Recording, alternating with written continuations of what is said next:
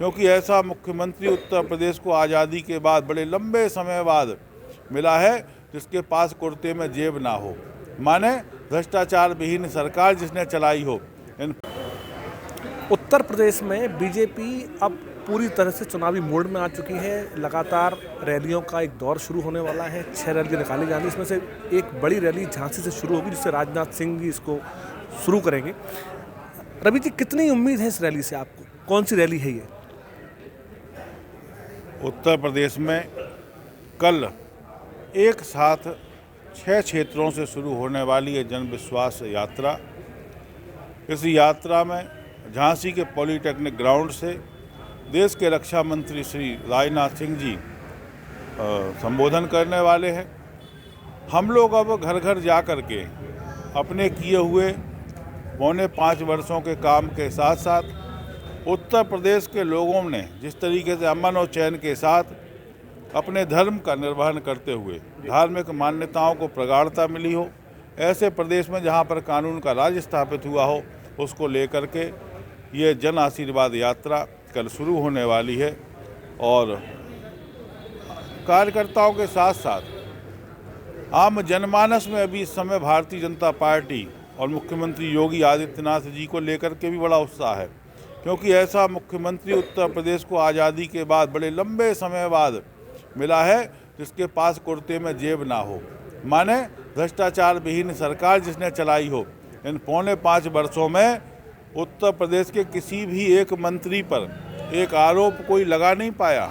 पिछली सरकारों में जहां नौकरियां बिकाऊ होती थीं, उन आज वर्तमान सरकार में ना तो कोई भी नौकरी झंझट में फंसी है कोर्ट कचहरी के। लोगों को हम लोगों ने सीधे परीक्षा करवा करके उनको ज्वाइनिंग लेटर देने का काम किया है।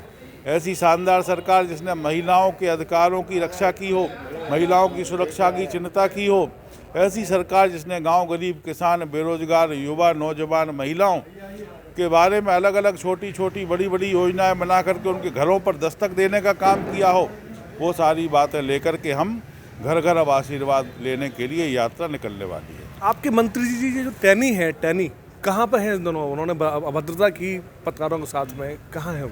अजय मिश्रा टैनी जी तो मुझे परसों ही लखनऊ में मिले थे, तो टैनी तो है ही हैं, उत्तर प्रदेश में ही हैं, तो टैनी थोड़ी देश छोड़ के गए हैं, टैनी जी यहीं पर हैं।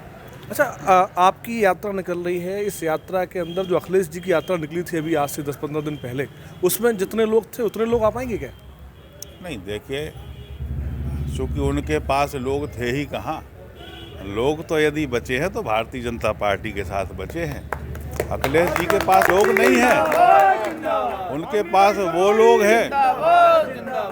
हैं जिनने पिछली सरकारों में माल कमाया था, जिनकी उम्मीद है कि उत्तर प्रदेश को फिर एक बार नोचने का, लूटने का, खसोटने का काम करेंगे।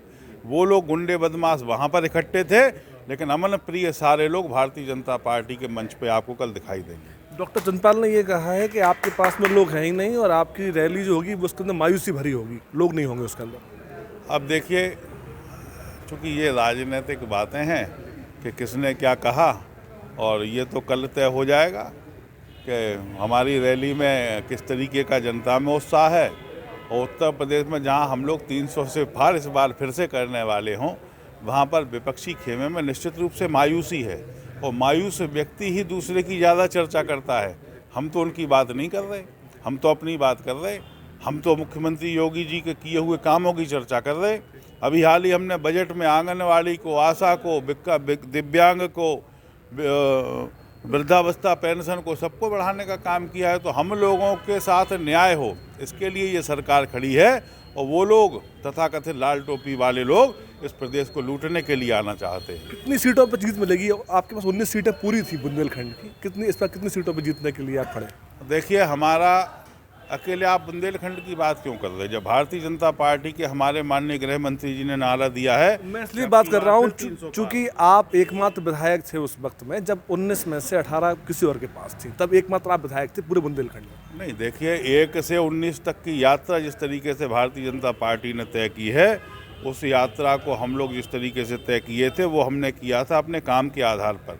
आज हमारे सभी जनप्रतिनिधियों ने अपने क्षेत्र में सरकार की योजनाओं के साथ साथ जनता को राहत कैसे मिले, जनता को न्याय कैसे मिले। हमारे विधायकों ने थानेदारों के माध्यम से समाज को लूटने का काम नहीं किया। हमारे विधायकों ने तहसील के माध्यम से लोगों की ज़मीनें नहीं हड़पी। हमने यदि प्रशासन का सहयोग किया है, लोगों को न्याय दिलवाने के लिए किया है। लोगों को न्याय दिलाने के लिए किया है और सारी बातें कल साफ हो जाएंगी। कुलदीप बॉस, जय न्यूज़।